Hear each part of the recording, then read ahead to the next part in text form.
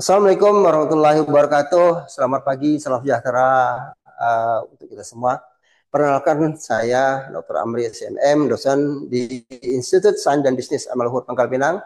Saat ini saya menjabat sebagai Direktur Pascasarjana Program Magister Sistem Informasi Manajemen.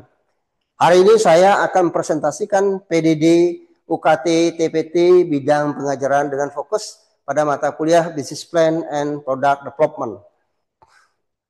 Mata kuliah Business Plan dan Product Development ini dengan kode BD 201 merupakan mata kuliah wajib berbobot 3 SKS untuk mahasiswa program studi bisnis digital semester 2. Kenapa kita lebih fokus pada sini? Karena apa? Karena setiap pemula bisnis atau karena para businessman itu dia harus bisa membuat sebuah perencanaan ya bisnisnya sendiri dari awal dengan ketajaman instingnya sendiri. Ya, nanti akan kita jelaskan lebih lanjut. Mata kuliah ini dirancang khusus untuk membekali mahasiswa dengan kemampuan merancang rencana bisnis yang komprehensif dan mengelola pengembangan produk dari ide hingga peluncuran pasar tadi. Jadi arahan kita ya dalam membuat sebuah katakanlah mengembangkan sebuah mata kuliah perencanaan bisnis ini atau katakanlah bisnis plan ini bahwa mereka bisa mengembangkan idenya ya untuk mengimplementasikannya dalam sebuah yang namanya bisnis plan, perencanaan bisnis dalam pengembangan bisnis itu sendiri. Ya, yang buat mata kuliah ini adalah integrasinya dengan teknologi. Ya, maksud saya yang buat mata kuliah ini unik adalah integrasinya dengan teknologi informasi dan sistem informasi manajemen itu sendiri. Karena sehingga mahasiswa tidak hanya belajar teori bisnis tradisional, tetapi juga memahami bagaimana teknologi digital dapat mendukung strategi bisnis modern. Jadi kombinasi itulah yang diperlukan di samping tradisional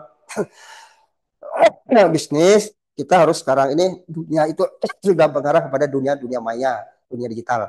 Selama sekian mata kuliah ini mahasiswa diharapkan mampu pertama menganalisis dan merancang konsep bisnis plan itu sendiri secara terintegrasi dengan pengembangan dengan konsep-konsep digitalisasi. Kemudian kedua melakukan riset pasar dan analisis kebutuhan konsumen untuk produk berbasis teknologi informasi. Artinya apapun persoalannya ya, masalah pendekatannya adalah dengan teknologi. Apapun persoalan pasar tadi kita mengolahnya dengan pendekatan informasi teknologi. Itu yang kita harapkan tadi. Ya. Ketiga, merumuskan strategi bisnis yang berkelanjutan dengan mempertimbangkan aspek teknologi dan dinamika pasar. Keempat, mengembangkan produk inovatif dengan pendekatan yang berpusat pada pengguna. Artinya user, ya. Produk inovatif yang dikembangkan kita itu ya sebagai pemula yang akan membuat bisnis development itu adalah orientasinya kepada pendekatan yang namanya siapa yang menggunakan produk ini, siapa mereka dan siapa seharusnya mereka. Jadi arahnya ke sana nanti kita membuat sebuah produk-produk inovatif. Bukan berarti produk yang dibuat itu adalah baik untuk kita, tetapi baik untuk pengguna. Kelima, melakukan analisis finansial termasuk proyeksi keuangan dan porsi bisnis ini. Dan dalam mengembangkan sebuah bisnis development tadi, katakanlah bisnis plan, bahwa kita lihat ukur dulu berapa kuat kita ya dalam dalam masalah keuangannya, dan barulah kita menentukan bagaimana kita memproyeksi atau dari bisnis kita sendiri. Jadi proyeksi keuangan kita seperti apa, kemudian kita membuat bisnis plan itu seperti apa, sehingga tidak terjadi gampang nantinya tidak besar pasak daripada tiang. Kemudian keenam, merancang strategi go to market yang efektif dengan produk digital. Pasarnya siapa? Ya, yang masuk pasar ini siapa? Artinya yang akan pembelinya. Rata-rata pasar kita berada pada HP Android karena kita menggunakan digitalisasi ekonomi atau produk ini kita pasarkan dengan digital. Artinya kita masuk ke wilayah pasar maya atau pendekatannya terkait digital teknologi. Ketujuh, mengolah risiko bisnis dan mengembangkan rencana kontingensi. Dalam mengembangkan bisnis plan tadi, bahwa kita harus bisa ada nggak risikonya. Kalau ada risiko, bagaimana kita mengeliminir risiko itu sekecil mungkin. Kemudian bagaimana kita mendesain bisnis development kita ini atau bisnis plan kita ini nantinya supaya sekecil mungkin resikonya, ya, sehingga kita bisa secara terus menerus menggunakan media ini untuk melakukan proses negosiasi marketing kita tadi dengan konsep digitalisasi tadi. Dan terakhir, mempresentasikan bisnis plan secara profesional kepada para pemangku kepentingan. Dalam hal memasarkan produk ini bisa kita menggunakan C2C, customer to customer, atau kita menggunakan B2B, business to business. Kenapa? Kalau kita menggunakan konsep B2B, berarti kita harus adakan pendekatan yang namanya kepada pemangku kepentingan untuk mempresentasi produk kita tadi. Metode materi pelajaran disusun dalam 14 pokok bahasan yang dibagi menjadi 4 modul utama. Ya, modul pertama adalah foundation yang mencakup konsep dasar perencanaan bisnis. Ya, itu yang pertama. Konsep dasarnya itu yang harus tahu kita. Kemudian riset pasarnya. Kita harus lihat siapa mereka dan siapa seharusnya mereka. Riset pasarnya kita harus bisa melakukan riset. Kemudian perumusan visi misi. Bagaimana kita melakukan pendekatan pada riset pasar tadi, kita harus melakukan sebuah rumusan visi misi kita supaya sesuai dengan target pasar kita tadi. Kemudian modul kedua kita adalah development yang bahas strategi pengembangan produk. What can I do for the future? Ya, apa yang kita buat untuk produk yang akan datang, misalnya untuk yang akan datangnya. Kemudian bagaimana kekuatan keuangan kita untuk membuat sebuah pengembangan produk tadi. Kemudian bagaimana strategi pemasaran kita dalam memperkenalkan produk itu pada customer kita. Kemudian modul ketiga adalah implementation yang fokus pada manajemen risiko, strategi penetapan harga, dan pemasaran digital. Ada nggak risikonya kalau kita melakukan sebuah pendekatan penjualan tadi? Misalnya bagaimana strategi penetapan harga kita? Apakah pasar kita ini dengan konsep mass production atau menggunakan konsep digitalisasi atau menggunakan konsep lembaga B2B? Kita harus bisa melihat apakah kita menggunakan rumus atau strategi-strategi cost plus pricing method dan seterusnya, dan kita harus bisa melihat mana yang paling efisien dalam strategi-strategi yang kita buat tadi. Modul keempat adalah eksekusi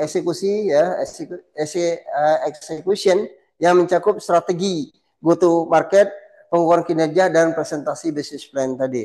Jadi bagaimana kita mempresentasikannya kepada pasar, kemudian bagaimana kita bisa mengaplikasikan apa yang sudah kita rencanakan tadi, kemudian kita harus bisa mempresentasikan what doing to be tadi, apa yang hendak kita buat tadi dalam konsep business plan kita tadi, ya, apa yang hendak kita lakukan dalam business plan kita tadi. Saya kira itu yang perlu kita tekankan dalam konsep memasarkan produk kita dengan strategi digitalisasi bisnis ini.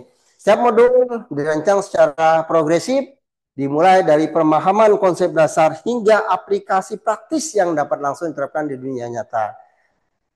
Sistem pelajaran kita ini di sini menggunakan metode pendekatan pembelajaran campuran, mix method, yang menggabungkan beberapa metode. Pertama, pembelajaran sinkron melalui kuliah online via Zoom dengan durasi 150 menit per minggu, di mana mahasiswa dapat berinteraksi langsung dengan dosen dan sama mahasiswa itu sendiri. Kedua, pembelajaran asinkron melalui sistem manajemen pembelajaran dengan video, materi, tugas bacaan, modul interaktif, dan seterusnya yang diakses kapan saja. Dan ketiga, pembelajaran kita berbasis proyek, di mana mahasiswa mengembangkan rencana bisnis nyata sebagai proyek puncak. Keempat, metode studi kasus dengan menganalisis kasus bisnis, startup, dan UMKM lokal yang ada. Dan kelima, sesi narasumber tamu dari praktisi industri misalnya, dan pengusaha sukses, ya, testimoni pengusaha sukses, ya, kemudian memberikan perspektif praktis yang lainnya, sehingga mahasiswa kita memang bisa memahami proses interaksi bisnis itu secara langsung dan merasakan interaksi langsung bisnis tadi dengan apa yang sudah dijembatani oleh kita sebagai dosen tadi. Dalam penyampaian materi saya menggunakan berbagai metode yang interaktif, misalnya saya menggunakan kuliah interaktif yang gabungkan presentasi, diskusi, dan sesi tanya jawab untuk memastikan pemahaman yang mendalam. Kemudian kita menggunakan format workshop dengan aktivitas hand hand on untuk bisnis model kanvas dan pemodelan keuangan misalnya, sehingga mahasiswa dapat mempraktekkan langsung teori yang dipelajari tadi. Kemudian simulasi bisnis untuk memahami dinamika pasar dan pengambilan keputusan strategis. Jadi simulasi bisnis ini kita bisa langsung ya berinteraksi dengan, katakanlah tugas kita ada untuk menjual produk tadi, tapi kita bisa berinteraksi langsung dengan pembuat produk dan bagaimana kita masarkan produk tadi dengan konsep masuk ke dalam menjual produk lain dengan konsep pasar digital tadi. Jadi pasarnya kita bisa bikin sendiri dengan konsep digitalisasi tadi, bisa menggunakan TikTok, bisa menggunakan misalnya medsos yang lain, ya silahkan. Itu adalah wilayah-wilayah marketing kita yang harus kita garap. Pembelajaran peer to peer melalui diskusi kelompok dan sesi review sama mahasiswa. Ini maksudnya nanti peer to peer kelompok ini apabila ada kasus yang kita temukan di dalam marketing tadi, kita bawa ke kampus dan kita diskusikan sama-sama bagaimana solusi alternatif yang efisien untuk melakukan sebuah terobosan pasar tadi. Jadi bedah kasus yang di lapangan tadi kasus lama kita bedah kembali di kampus, kemudian kita cari solusi alternatif yang paling efisien untuk melakukan sebuah terobosan marketing digital kita tadi. Kemudian untuk mendukung pembelajaran saya yang juga menggunakan berbagai teknologi seperti sistem manajemen pembelajarannya, software perencanaan bisnis itu sendiri, tool permodelan keuangan, dan aplikasi presentasi modern itu sendiri. Itu yang kita lakukan. Kemudian interaksi dengan mahasiswa saya lakukan melalui berbagai saluran komunikasi, misalnya interaksi real time selama sesi Zoom dengan breakout room untuk diskusi kelompok kecil. Kemudian komunikasi asinkron melalui forum diskusi di sistem manajemen pembelajaran dan konsultasi email. Kemudian jam konsultasi virtual, misalnya 2 kali per minggu untuk bimbingan individual. Grup WA, misalnya WhatsApp untuk respon cepat dan pengumuman penting, misalnya kita lakukan juga jika ada pengumuman kita menggunakan grup WhatsApp tadi, sehingga kita mudah berinteraksi dengan mahasiswa tadi untuk menyelesaikan persoalan-persoalan yang ada di lapangan. Kemudian strategi engagement, jadi saya melihat feedback personal pada setiap tugas yang diserahkan. Pendekatan mentoring untuk bimbingan pengembangan bisnis itu sendiri, pengembangan bisnis plan ya, kemudian fasilitas networking dengan alumni dan mitra industri, serta tracking progress dengan check-in reguler dan plan milestone kita tadi. Jadi kita berinteraksi dengan fasilitas jaringan kita. Jaringan inilah sebuah katakanlah media komunikasi kita untuk membuat sebuah terobosan bisnis kita. Bisa melalui pendekatan mentoring, bisa melalui pendekatan kita dengan jaringan-jaringan alumni. Saya percaya bahwa pembelajaran yang efektif memerlukan hubungan yang personal dan suportif antara dosen dan mahasiswa. Sistem penilaian mata kuliah dirancang secara komprehensif dengan 3 komponen utama, misalnya kita bisa penilaian formatif dengan bobot 40% yang terdiri dari kuis misalnya mingguan dan paper refleksi sebesar 10%, kemudian analisis studi kasus dan diskusi kelompok sebesar 15%, kemudian komponen bisnis plan dengan draft submission sebesar 15% misalnya. Penilaian sumatif kita dengan bobot 5% meliputi misalnya UTS, ujian tengah semester, menguji pengetahuan teoritis dan analisis kasus sebesar 20%. Kemudian proyek bisnis plan final yang komprehensif dengan ringkasan eksekutif, analisis market, dan proyeksi keuangan keuangan sebesar 20%. Kemudian presentasi bisnis plan itu sendiri, bisnis pitch misalnya kepada panel juri sebesar 10%. Penilaian partisipasi sebesar 10% yang mencakup kehadiran kelas, partisipasi aktif, kemudian evaluasi PR, dan kontribusi forum online. Indikator penilaian kita menggunakan skala A hingga E dengan kriteria yang jelas. Nilai A untuk mahasiswa yang menunjukkan pemahaman komprehensif menciptakan bisnis plan inovatif dan visible, serta memiliki kemampuan presentasi yang eksepsional. Nilai B untuk pembahasan yang baik dengan business plan yang solid. Nilai C untuk pemahaman dasar yang memenuhi persyaratan minimum, dan nilai D atau E untuk pemahaman yang belum memadai. Dengan presentasi ini saya tentang mata kuliah Business Plan dan Product Development. Mata kuliah ini dirancang untuk tidak hanya untuk memberikan pengetahuan teoritis, tetapi juga keterampilan praktis yang dapat langsung diterapkan mahasiswa dalam bisnis nyata. Dengan pendekatan pembelajaran yang komprehensif dan sistem penilaian yang adil, saya berharap mahasiswa saya dapat mengembangkan kemampuan entrepreneur yang kuat, yang siap menghadapi tantangan era digital yang kita hadapi saat ini. Terima kasih atas perhatiannya. Wassalamualaikum warahmatullahi wabarakatuh. Baik, Assalamualaikum warahmatullahi wabarakatuh. Selamat sore, Bapak, Ibu. Selamat menempuh pelajaran yang akan kita ampuh sekarang ini tentang masalah business plan. Bapak Ibu sekalian, materi kita hari ini yaitu tentang bagaimana memahami pengembangan produk. Ya. Anda ketahui bahwa dalam konsep pengembangan produk ini, ya, kita harus melihat bagaimana kontinuitas daripada sebuah pengembangan produk itu sendiri untuk menjaga kontinuitas daripada eksistensi perusahaan itu sendiri.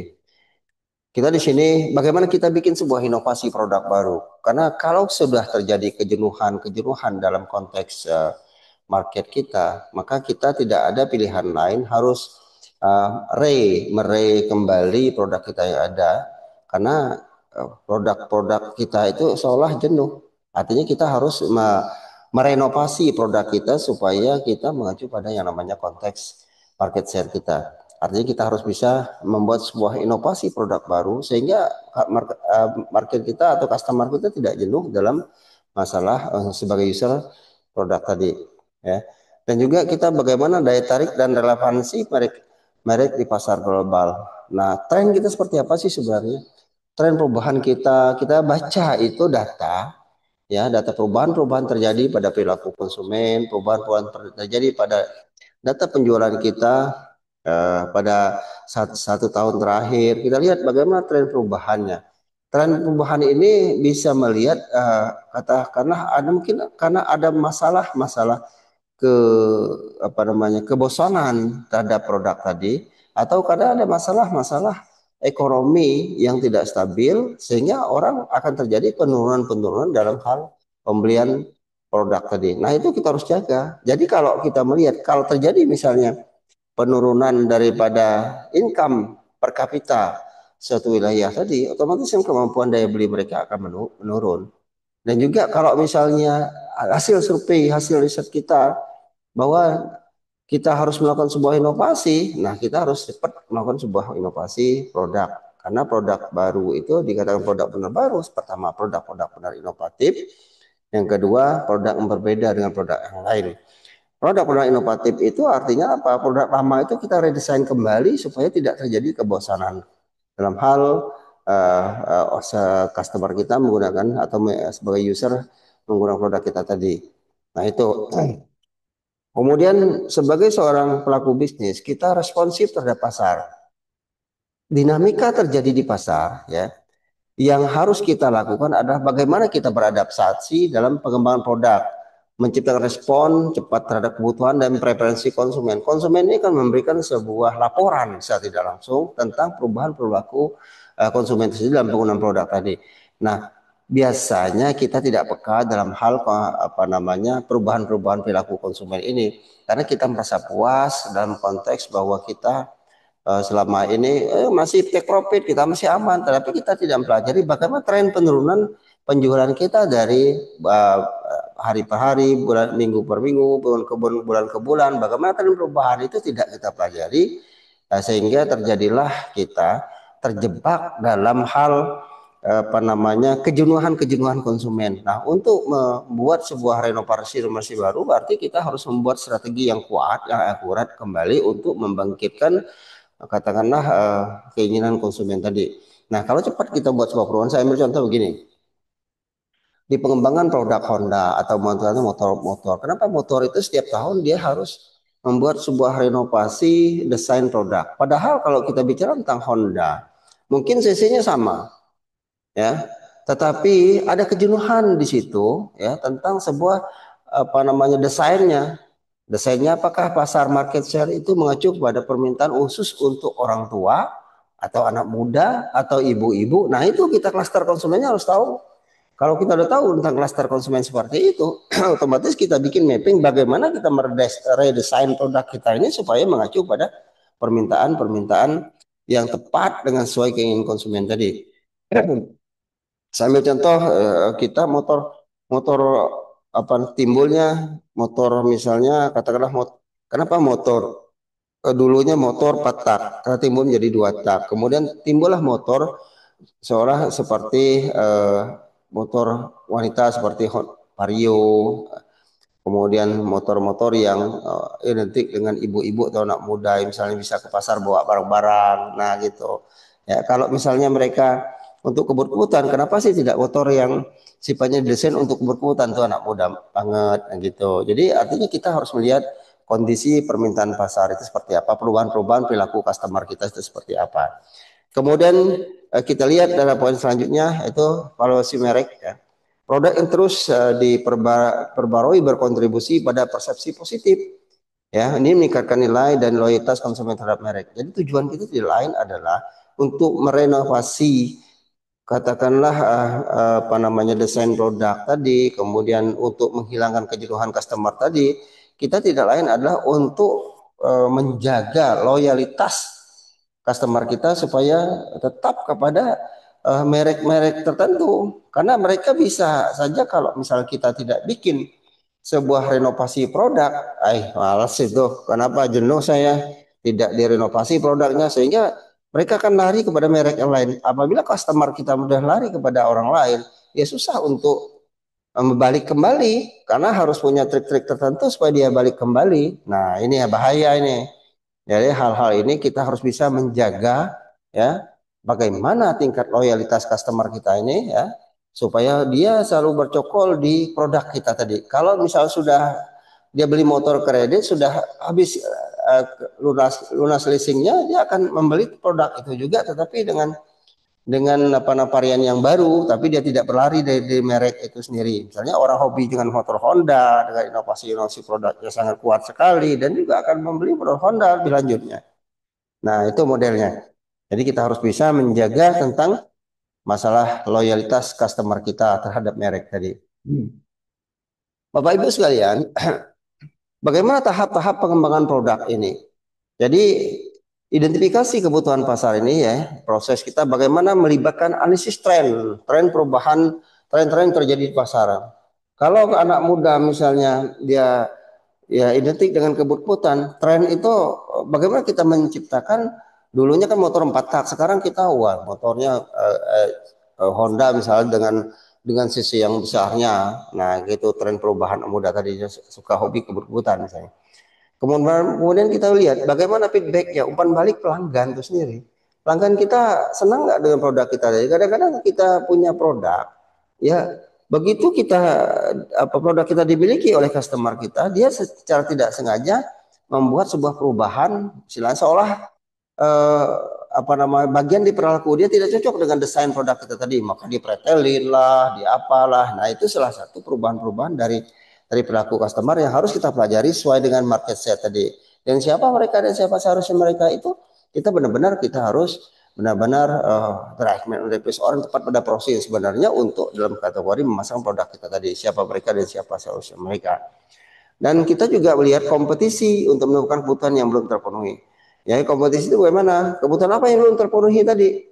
Misalnya CC yang kecil, misalnya itu membuat customer kita tidak senang. Berarti kita harus meredesain kembali tentang CC yang besar di motor tadi. Atau misalnya stripingnya yang tidak cocok ini, Karena kalau customer kita bisa bongkarnya, bikinlah sebuah katakanlah renovasi produk yang sesuai dengan keinginan mereka tadi.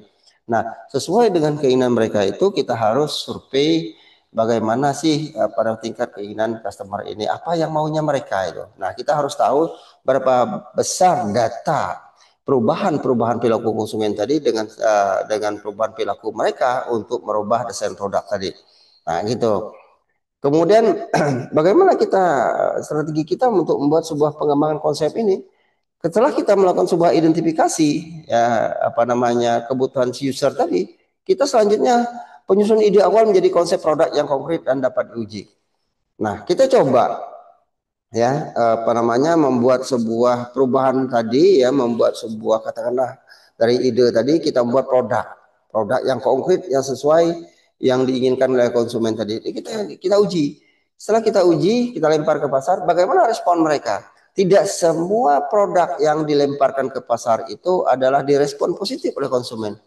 Saya kira banyak ya produk-produk yang sudah Anda temui di pasar, tapi justru tidak diminati oleh konsumen. Kenapa? Ya karena mereka tidak konsisten untuk melakukan sebuah uji kelayakan, uji katakanlah keinginan customer itu sendiri. Nah ini kadang-kadang hal-hal yang sepele seperti ini bagi apa namanya katakanlah produsen dia anggap enteng aja itu nggak bisa karena yang menggunanya kan customer is a king-nya itu customer ya pelanggan mereka punya duit kita punya barang kalau tidak mereka tidak melakukan sebuah katakan pembelian produk tadi apa yang terjadi otomatis barangnya tidak laku kan. Nah dalam hal inilah perlu Anda lakukan bahwa melakukan sebuah riset awal itu penting untuk melihat perubahan-perubahan perilaku konsumen tadi sebelum kita melempar produk tadi. Ya apa yang mereka inginkan. Nah, jadi sesuai dengan apa yang kita produksi. Jadi kita memproduksi barang itu sesuai dengan keinginan mereka. Itu intinya seperti itu. Kemudian desain dan pelaksanaan tahap akhir mencakup perencanaan produk secara detail dan penerapan rencana untuk peluncuran ke pasar secara efektif. Nah, dalam meluncurkan produk ini ya, kita mendesain dan pelaksanaan produk ini, timingnya harus tepat. Saya ambil contoh begini. Seandainya kita memproduksi payung musim panas, cocok nggak? Mungkin berapa kuat orang menggunakan payung musim panas. Nah, bagaimana dan apa namanya kita meluncur apa namanya memperkenalkan produk payung pada masuki masa penghujan. Nah, kan kita lihat momennya ini. Itu yang paling utama. Atau kita membuat baju, katakanlah baju untuk anak SD ya pada pertengahan tahun, tidak pada masa anak-anak itu lagi apa namanya lagi mau membeli baju itu sendiri dalam arti kata tahap tahun ajaran baru. Nah, atau bagaimana kita membuat ini supaya kita bekerja sama dengan katakanlah distributor baik itu di sekolah itu sendiri bekerja samanya sebagai koordinator produk tadi kita harus kita lihat hal-hal seperti itu supaya apa kita bisa kan ya, kemarin saya katakan juga bahwa kita bisa melakukan penjualan langsung atau penjualan melalui B2B bisnis to bisnis kepada lembagaan tadi yang kita lakukan ya uh, jadi itulah bagian daripada proses perkuliahan kita hari ini yang kita lakukan. Mudah-mudahan ya ada termin-termin pertanyaan yang lebih jauh. Nah, kita siap buka termin pertanyaan, kemudian apa namanya ada hal-hal yang perlu didiskusikan. Saya membuka diskusi. Kenapa?